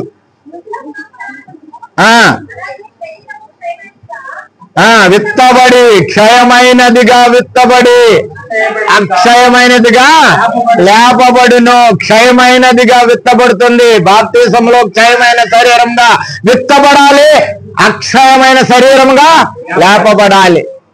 ముందు క్షయమైన శరీరము, దాంట్లో నీటిలోకి వెళ్ళిన వెంటనే అక్షయతను ధరించుకోవాలి. ఇక్కడి నుంచి క్రీస్తు శక్తి, పరిశుద్ధాత్మ నీ మీదకి వస్తుంది. పరిశుద్ధాత్మను ధరించుకొని నూతనమైన సృష్టిగా నువ్వు లేతావు, ధరించుకోవాలి. ఇంకా తర్వాత మాట ఉంటుంది అక్కడే, బలహీనమైనదిగా విత్తబడి మహిమ గలనిదిగా లేపబడాలి. అది పునరుద్ధానం యొక్క సాదృశ్యం. పునరుద్ధానం యొక్క సాదృశ్యం ఏంటో తెలుసా? బలహీనమైన శరీరం అనేది బలమైన శరీరంగా లేపబడతాం. ఘనహీనకమైన శరీరాన్ని ఘనతకు కారణమవుతాడు. దేవుడు ఇచ్చింటాడు నిన్ను. ఇక నుండి శక్తివంతుణ్ణి, నన్ను ఎవరు ఏం చేయలేరు, ఈ లోకంలో నన్ను ఎవడు చంపినా పర్వాలేదు, నేను హతసాక్షిని అవుతాను దేవుని కొరకు. పౌలేమన్నాడు తెలుసా? ఇక జీవించేవాడనా నేను కాదు, క్రీస్తే నాయందు. ఎంత ధైర్యంగా అనగలిగాడండి. మనం అనగలమా? అది సాదృశ్యం అంటే, పునరుద్ధాన సాదృశ్యం అంటే అదే అండి. క్రీస్తే మనలో ఉన్నాడు. క్రీస్తే మనలో ఉండగా కూడా పనికిమాలిన పనులు చేస్తామా? పనికిమాలిన మాటలు మాట్లాడతామా? కుతంత్రాలు, కుళ్ళులు, దౌర్జన్యపు మాటలు, పనికిమాలిన అన్నీ కూడా తిమోతికి రాసినటువంటి మా 2వ పత్రిక 3వ అధ్యాయం 1వ వచనంలో ఉంటుంది కొన్ని మాటలు, చాలా మంచి మాటలు అవి. దుర్మార్గులకి అంచె దినములలో అపాయకరమైన కాలము వచ్చుచున్నదని, ఎలాగనగా స్వార్థ ప్రియులు, బింకములాడువారు, అహంకారులు, దోషకులు, కృతజ్ఞత లేనివారు, అపవిత్రులు, అనురాగరహితులు,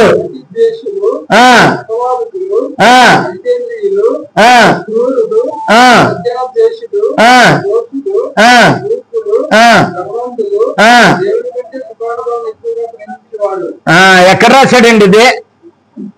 ఎక్కడ రాశాడు చెప్పాలి తొందరగా. తిమోతి పత్రికలో రాశాడు. తిమోతికి దగ్గర ఉన్న వాళ్ళందరూ ఎవరు? క్రైస్తవులు, విశ్వాసులు, పునరుద్ధానం పొందిన వాళ్ళు, బాప్తిసం పొందిన వాళ్ళు, అంతే కదా. ఇప్పుడు ఇక్కడ సంఘంలో ఉన్న వాళ్ళు అందరూ ఎవరు?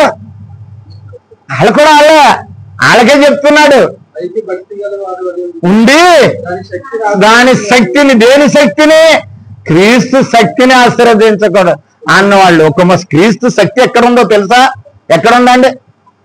కొరింథీయులకు రాసిన మొదటి పత్రిక 1వ అధ్యాయం 18వ వచనం అనుకుంటాను. 1:18 చూడండి. సిలువను గూర్చిన వార్త నశించుచున్న వారికి వెరుకనముగానున్నది గాని రక్షింపబడుచున్న మనకు దేవుని శక్తి, దేవుని శక్తి. ఆయన సిలువలో శక్తి ఉన్నది, ఆయన పునరుద్ధరణలో శక్తి ఉన్నది. గమనించాలి ప్రియ సహోదరి సహోదరుడా. ఏదో వింటున్నాను, 4 మాటలు, 4 ఆశీర్వాదాలు దేవుని సన్నిధికి వస్తే కొంగులేసుకుని జేబులేసుకుని వెళ్ళిపోయేది కాదు క్రైస్తవ జీవితం. క్రైస్తవ జీవితం నటనా జీవితము కాదండి, కాలక్షేప జీవితం కాదండి. ప్రియులారా, మీరు ఏమనుకున్నా పర్వాలేదు, ఒక నిష్ఠ జీవితం అండి ఇది. ప్రాణం పోయినా సరే పర్వాలేదు, నేను బతికితే ఇక్కడ ఉంటాను, బతకపోతే అక్కడ ఉంటాను, పర్వాలేదు. అటువంటి నిష్ఠ కలిగినటువంటి జీవితం జీవించాలి. నిష్ఠ కలిగినటువంటి చూడండి, కొరింథీయులకు 2వ పత్రిక 4వ అధ్యాయంలో 10-12 పౌలు గారు అంటాడు ఒక మాట ఆయన గురించి. యేసు యొక్క జీవము, ఆయన జీవం ఎక్కడ ప్రత్యక్షపరుస్తుందంట? మన శరీరంలో ప్రత్యక్షపరచబడాలి. ఆయన ఏమై ఉన్నాడో ఆయన మనలో ఉండాలి. ఆయనకున్న అలవాట్లు, ఆయనకున్న పద్ధతులు, ఆయన మాట, ఆయన ప్రవర్తన, ఆయన నడవడిక, ఆయన పరిశుద్ధత, ఆయన యథార్థత, ఆయన శక్తి, సమస్తం ఆయన మహిమ అన్నాడు. అంతే 17 యోహాను 17 ఏమన్నాడు తెలుసా? నీవు నాకు ఇచ్చిన మహిమని నేను వాళ్ళకి ఇస్తున్నానయ్యా. ఆ మహిమ గల వాళ్ళుగా అవ్వాలి క్రైస్తవుడు. ఇంకో మాట చదవమ్మా.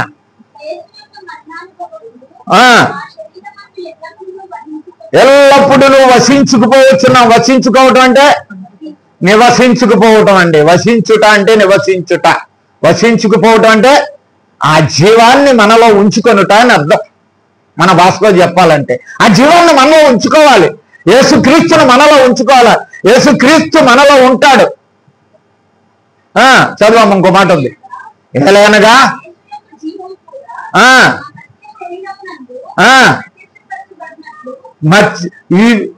ఏ శరీరమా? మరణ తుల్యమైన మత్స్య శరీరం అంటే ఏంటండి? మరణ తుల్యమైన శరీరం అండి. మత్స్య శరీరం అంటే మరణ తుల్యమైన శరీరం అంటే చివుకుపోయే శరీరం, పనికి మాలిన శరీరం, తెల్లారేటప్పుడు కుప్పిపోద్ది. ఇంకా నాకు ఆశ్చర్యం లేదు, 4 రోజులు ఎడుపుతాను కూర్చున్నాను శవాన్ని పెట్టుకున్నా ఈ శరీరం నుంచి లాగొచ్చేస్తుంది, గ్యాస్ పొట్టలాగా అయిపోతుంది. ఉప్పు కట్టరా అంటాడు ఒకడు, ఐసేదా అంటాడు ఒకడు, ఎన్ని వేసినా తప్పదు. ఇంకా ఎవరు ఉంచమన్నారో వాళ్ళు అంటారు. ఇది మరణ తుల్యమైన శరీరం. అందుకే యేసుక్రీస్తు వారు యోహాను సువార్త 6వ అధ్యాయం 63 ఏమన్నాడు? నిష్ప్రయోజనమైన శరీరం అన్నాడు. అక్కడ ఏమన్నాడండి?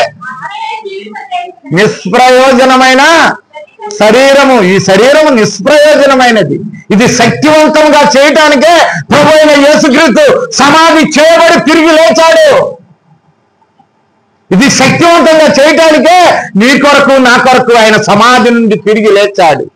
ఆయన లేచినట్టు నువ్వు కూడా సమాధిలో నుంచి బాప్తిసంలో తిరిగి లేచి శక్తివంతుడిగా ఉండటానికే, ఆయన నిన్ను ఊరేగించడానికే ఆయన ఈ లోకంలో ఆయన ఆ మరణాన్ని జయించాడు, ఆ సమాధిని గెలిచాడు, జయశాలిగా మరణపు ముళ్ళు విరిచాడు. 54 ఏమంటుందండి? కొరింథీయులకు రాసినటువంటి మొదటి పత్రిక 15వ అధ్యాయం 54, 55 అనుకుంటాను, చూడండి. విజయమందు ఆయన విజయమందు మరణము ముండివేయబడెను, నెరవేరినట్లు. ఓ మరణమా నీ ముళ్ళెక్కడా? ఓ మరణమా నీ విజయం ఎక్కడా? ఏం చేయలేదండి క్రైస్తవుడికి. యేసుక్రీస్తు పునరుద్ధానాన్ని ఒప్పుకున్నట్లయితే, నువ్వు యేసుక్రీస్తు పునరుద్ధాన సాదృశ్యము నీ జీవితంలో నీ బ్రతుకులో ఉన్నట్లయితే ఈ మరణం కూడా నేనేం చేయలేను, ఏమీ కాదు కూడా. ఇప్పుడు కాకపోతే ఎప్పుడైనా 10 రోజుల తర్వాత కాకపోతే ఒక 50-60 సంవత్సరాల తర్వాత అయినా సావాల్సిందే నువ్వు నేను. ఇక్కడేమో ఉట్టు కట్టుకుని ఊరేగాం. ఇక్కడ ప్రతి వాళ్ళు సావాల్సిందే. ఆ తెక్కవ స్త్రీ అన్నది ఏమన్నది? రెండవ సమూయేలు గ్రంథం 14:14 ఏమన్నదామే? 2వ సమూయేలు 14:14 మనమందరమును చనిపోదుము. సరిగ్గా చదవండి అమ్మా. మనమందరమును చనిపోదుము కదా, తేలను ఒలికిన మీదట. అది నేల మీద నీళ్ళు ఒలికిపోతే మళ్ళీ పిండెత్తే వస్తాయా నీళ్ళు? మన జీవితాలు అంతే అండి. మన పనికి వాళ్ళ జీవితానికి ఒక గొప్ప ప్రతిష్ట ఇచ్చింది ప్రభు అయిన యేసుక్రీస్తు పునరుద్ధానం అండి. అది నేను చెప్పదలుచుకున్నది. వ్యర్థం చేసుకోకండి జీవితాలు, పనికి మాలిన వారిగా మారకండి. మనం ప్రభు ఒక ధన్యత ఇచ్చాడు ఈ దినాన్ని మనకి. ఎన్ని కష్టాలున్నా, నష్టాలున్నా, బాధలున్నా, ఇబ్బందులున్నా, శోధనలున్నా మనం క్రీస్తులాగా సాదృశ్యముగా ఆయన మరణములోనికి ఎలాగ సమాధి చేయబడ్డామో అలాగే ఆయన పునరుద్ధారణములో లేపబడినట్లయితే, క్రీస్తు జీవం మనలో ఉన్నట్లయితే మన శరీరము అక్షయతను ధరించుకుంటుంది, మహిమ శరీరముగా ఉంటుంది, ముళ్ళుని విరిచిన వారముగా ఉంటాం. ఎలాగుంటుందో తెలుసా? అది ముగించేస్తాను, కొద్ది మాటలే చెప్తాను. ఒక మాట చెప్తాడు అపోస్తలుడైన పౌలు కొలసీలకు రాసిన పత్రిక 3వ అధ్యాయము 1వ వచనంలో, మీరు క్రీస్తుతో కూడా. ఎవరికి చెప్తున్నాడండి? బయటోడుగా? ఎవరికి? తొందరగా చెప్పాలి. మనం అంటే ఎవరో చెప్పాలి. మన ప్రతి వాళ్ళు మనం సాధారణం. ఇది లోకమంతా చెడిపోయిందండి అంటాడు. వీడు చెడిపోయాడు, వీడు ఆలోచించుకోవడం. లోకమంతా చెడిపోయిందంటాడు. మన గురించి మాట్లాడాడు. మనము అనే మాట అనొద్దండి. ఇప్పుడు నా గురించి అని అనుకోవాలి. ఎప్పుడైనా సరే ఏ వ్యక్తి కూడా క్రైస్తవుడు అనుకోవాల్సింది తెలుసా? తన గురించి క్వశ్చన్ వేసుకోవాలి ముందు, తర్వాత ఎదురోడ్డు మీద చేయి సాపాలి. ముందు తనను గురించి ఆలోచించుకోవాలి, తనేమై ఉన్నాడు, తర్వాత ఎదుటివాడి గురించి చూపించు. యేసుప్రభు ఒక ఉపమానం చెప్పారు, మంచి ఉపమానం. నీ కంట్లో ఉన్న దూలాన్ని తీసేసుకో, ఎదుటివాడి కంట్లో ఉన్న నలుసు కనపడుతుంది. అప్పుడు నీకు ఈ దూలం పెట్టుకుంటే నలుసు అక్కడ ఏం కనపడుతుంది అనుకంటున్నాడు. చదవమ్మా.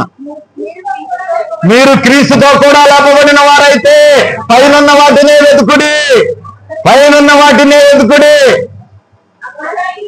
అక్కడ క్రీస్తు దేవుని కుడి పార్శ్వమున కూర్చుని ఉన్నాడు. ఏం పెట్టకూడదండి అమ్మా? ఏం పెట్టకూడదు? మనస్సు. మనస్సు మన మనసు అసలు ఎప్పుడైనా పై గురించి ఎక్కువ ఆలోచించదండి? చెప్పండి నిజంగా. నేను కూడా ఆలోచించాను. మనం అందరం ఒకటే కదా.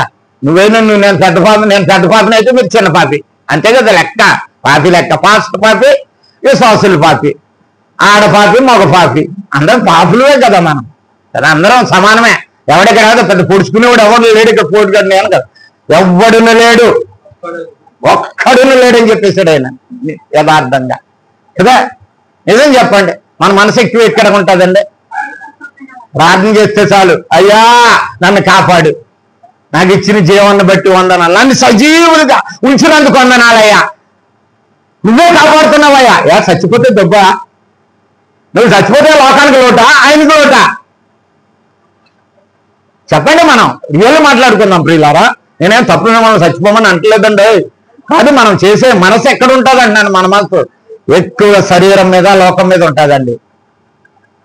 అందుకే యేసుప్రభువు వారు పరిశుద్ధాత్మ దేవుని ద్వారా ఈ మాటలు రాయిస్తున్నాడు. పరిశుద్ధాత్మ పౌలు గారు పైనున్న వాటి మీదే, భూ సంబంధమైన వాటి మీద మనసు పెట్టకుడి. ఏలయనగా మీరు మృతి పొందితిరి. మీరు మృతి పొందితిరి. మృతి పొందితిరి అంటే ఏంటమ్మా?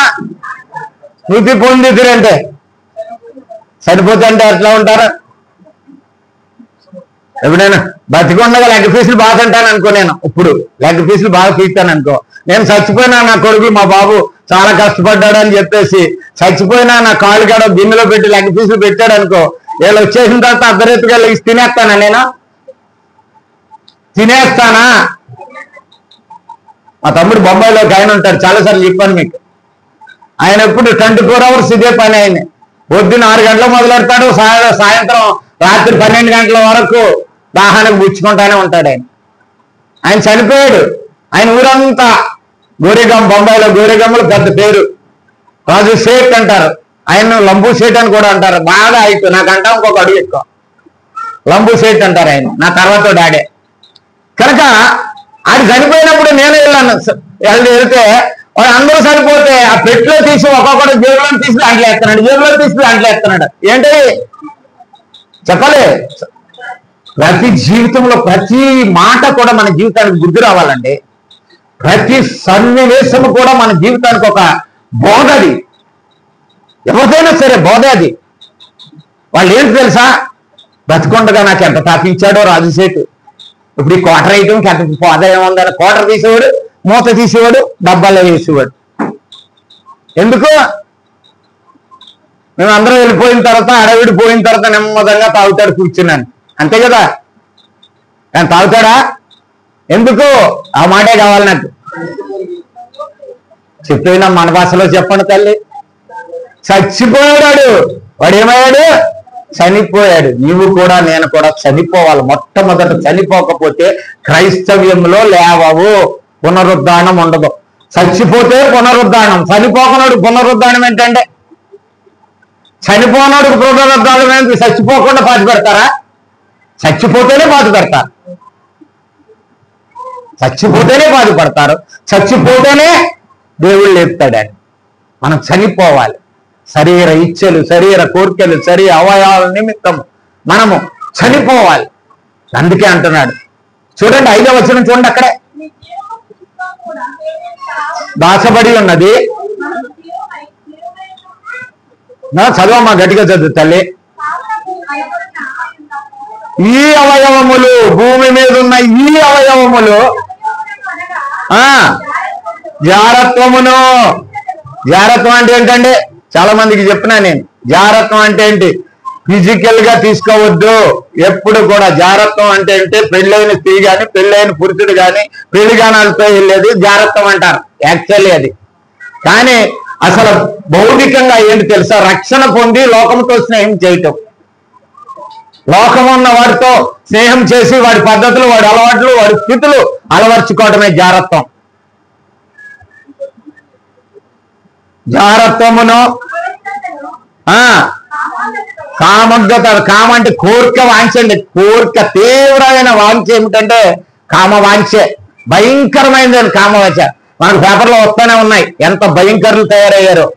ఆ వాంఛలు కలిగి అసలు మృగాలు కూడా అన్యాయం. మృగాలు కూడా అంత విధంగా ఆలోచించని పరిస్థితులు అయిపోయినాయి. ఆ వాంఛ అంత భయంకరమైనది.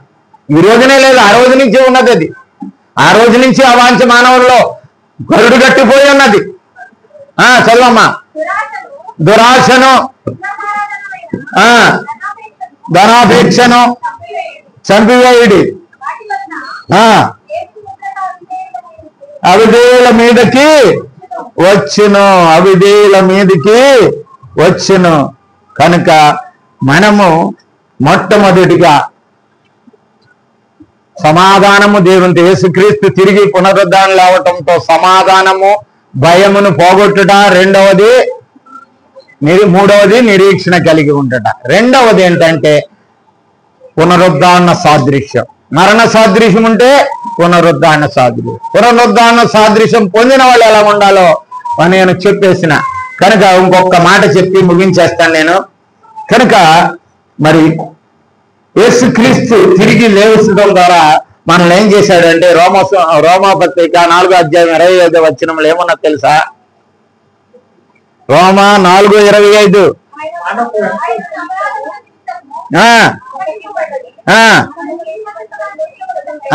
ఆయన ఏం చేశాడు? మనల్ని నీతిమంతులుగా, ఆయన తిరిగి లేవటం వల్ల ద్వారా మనం నీతిమంతులుగా మార్చాం. అర్హత లేదండి మనకు, పాపం దౌర్భాగ్యం. మనకు ఒక అర్హత ఇచ్చాడు. ఇక నుంచి నీతిమంతులుగా మనం ఉండటానికి చేశాడు ఆయన. నీతిమంతులుగా ఉండటానికి ఆయన తీర్చిదిద్దినాడు ఆయన.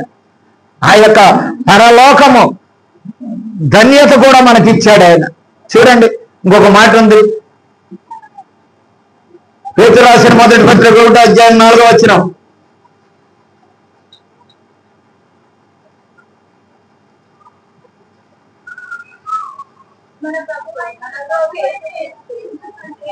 దేవుడు స్తుతింపబడును గాక.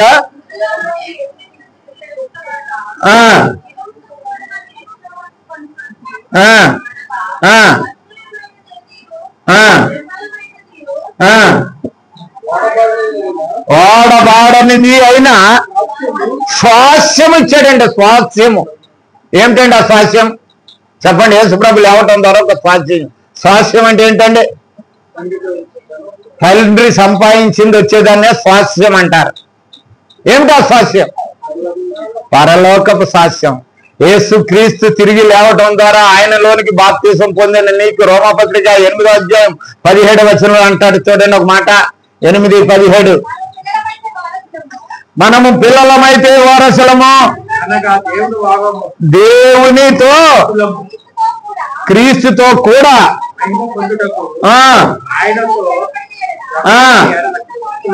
వారసులము.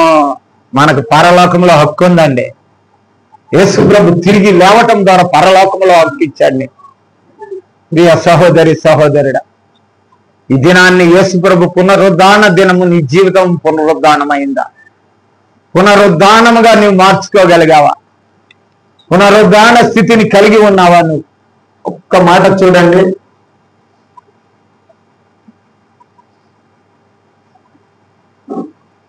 కొలసీలకు రాసిన పత్రిక 2:20-22 చదివి ముగించుకుందాం. కొలసీలకు రాసిన పత్రిక 2:20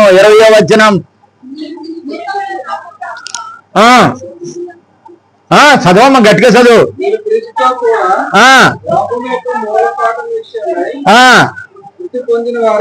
మృతి పొందిన వారైతే లోకములో బ్రతుకుతున్నట్లుగా లోకం బతికినట్లు బతకదు. లోకం బతికేటట్టు బతుకుతారు కొంతమంది. అవునండి, నేనేం తప్పు చేశానండి, ఆడు ముందు తిట్టాడు, నేను తర్వాత తిట్టాను. తప్పేమీ లేదు. ఆడు తిట్టాడు, నువ్వు తిట్టావు. ఇదే కదా లోకం బతికేది. వాడు తిట్టబోదు నేనెందుకు తిడతానండి, వాడు కొట్టబోదు నేనెందుకు కొడతానండి. ఇదే నా నీతి. కానీ నువ్వు చచ్చిపోయినావు. దెబ్బలు కొట్టినా నీకు తగలకూడదు, తిట్టినా నీకు తగలకూడదు, వాడు ఏం చేసినా నీకు చెందదు. అది నువ్వు మృతి పొందావు. చదవండి, ఇంకా మాట ఉంది కొన్ని మాటలు.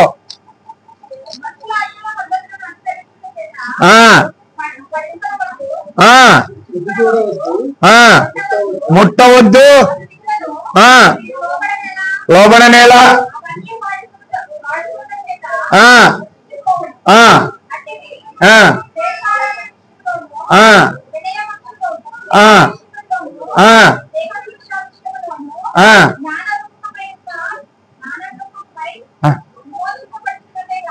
ధర్మశాస్త్రం గురించి చెప్తున్నాడు అక్కడ. అది ఆజ్ఞే, ఇది చేయకూడదని ఆజ్ఞ. కానీ నీ హృదయపూర్వకంగా నువ్వు ముట్టకూడదు, తట్టకూడదు, అనకూడదు, చేయకూడదు, చచ్చిపోయినావు నువ్వు. కనుక పునరుద్ధరణ జీవము యేసుక్రీస్తు నీకు అనుగ్రహించడానికి ఆయన తిరిగి లేచాడు. కనుక ప్రియులారా, ఎంతమంది అయితే క్రీస్తు యేసులోనికి బాప్తీసం పొందిన మనమందరము ఆయన మరణములోనికి బాప్తీసం పొందినట్లయితే ఆయన పునరుద్ధానములోనికి కూడా మనము పాలు పంపులు పొందాము, లేపబడ్డాము. ఈ లోకములో జ్యోతుల వల్ల ఎలగాలంట. జ్యోతుల వల్లే ఎలా తెలుసా? ఇంతవరకు జ్యోతువు కాదు, నువ్వు ఎలా ఎదగాలంట? జ్యోతులు. జ్యోతులు ఏం చేస్తాయమ్మా చెప్పండి? జ్యోతి అంటే క్యాండిల్. పోనీ ఒక మాటలో చెప్పాలంటే దీపము, కొవ్వొత్తి, దివ్విటి ఏం చేస్తాయి?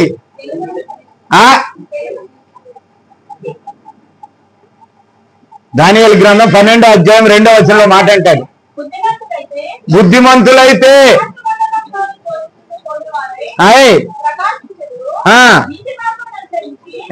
నీతి మార్గమును అనుసరించి నడుచుకున్నట్లు అందరూ అనేకులను తిప్పుదురో. జ్యోతిలా ఎలగాలి, జ్యోతిలా ఎలగాలి. ఆయన వెలిగించాడు, ఆయన ఎలిగాడు, వెలిగించాడు, నిన్ను వెలిగించి వెళ్ళాడు. ఈ లోకంలో నిన్ను పల్లకిగా చేశాడు, ఆయన నూరేగించు. ఒక జ్యోతిగా చేశాడు, అనేక మంది చీకట్లో ఉన్న వాళ్ళకి వెలిగించు. నీ బ్రతుకదే. ఎక్కడ చీకటి ఉందో అక్కడ వెలుగు వెదజల్లాలి నువ్వు. ఎక్కడ అసమాధానం ఉందో అక్కడ సమాధానం ఇవ్వాలి నువ్వు. ఎక్కడ అన్యాయం ఉందో అక్కడ న్యాయం కొరకు నిన్ను నిలబడాలి నువ్వు. ఎక్కడ అనీతి ఉందో ఆ నీతి కొరకు నువ్వు నిలబడాలి. అది పునరుద్ధాన యొక్క శక్తి. పునరుద్ధాన యొక్క శక్తి అది. వీళ్ళారా గమనిందాం, పునరుద్ధానం శక్తి యొక్క గొప్పదనం అంత గొప్పది. అది ఎవరైనా సరే ఆ శక్తిని పొందినట్లయితే ఈ లోకం పారిపోవాలి. యేసు ప్రభు వారు కర్ర తీసుకోలేదు, కట్టి తీసుకోలేదు. ఆయన ఏం ఉపయోగించాడు? ఆయన ప్రేమ అనే ఒక ఆయుధం ఆయన దగ్గర ఉంది. ఆ ప్రేమ నీ దగ్గర కూడా ఉంచుకో. ఆ ప్రేమను నువ్వు కూడా ఉపయోగించు. ఆ ప్రేమే జయం చేస్తుంది నీకు. ప్రేమను విడిచిపెట్టావా నీ జీవితము వాడికి వెళ్ళవలసిందే, వాడైపోవలసిందే. ప్రేమను కోల్పోకూడదు. క్రీస్తు చూపింది కడబొట్టు వరకు, తండ్రి వీరేమి చేస్తున్నారో వీరెరుగరు కనుక వీరిని క్షమించన్నాడు. ఎప్పుడు? ఆయన చనిపోతున్నప్పుడు అన్నటువంటి మాట అది. తెలుసా?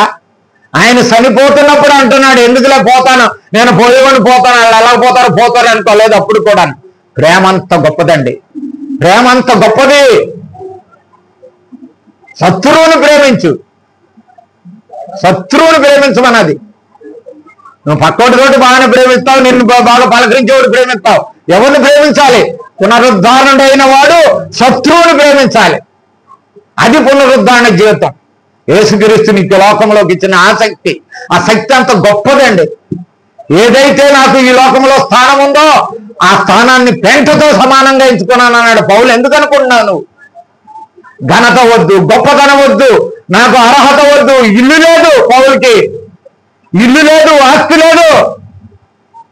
మన పత్రికలు రాసినటువంటి పౌలు గారికి ఏమీ లేదు. సమస్తమును క్రీస్తు కొరకు పెంటతో సమానంగా ఎంచుకున్నాడు. బ్రతికుంటే క్రీస్తు, సావైతే లాభం అన్నాడు. ప్రియ సహోదరి సహోదరుడా, నువ్వు దినాన్ని పునరుద్ధరణ పొందావా? యేసు ప్రభు పునరుద్ధరణ పొంది ఆ జయ సంకేతము నీకు ఇచ్చాడు. సంకేతము రెపరెపలాడేలా ఊరేగించి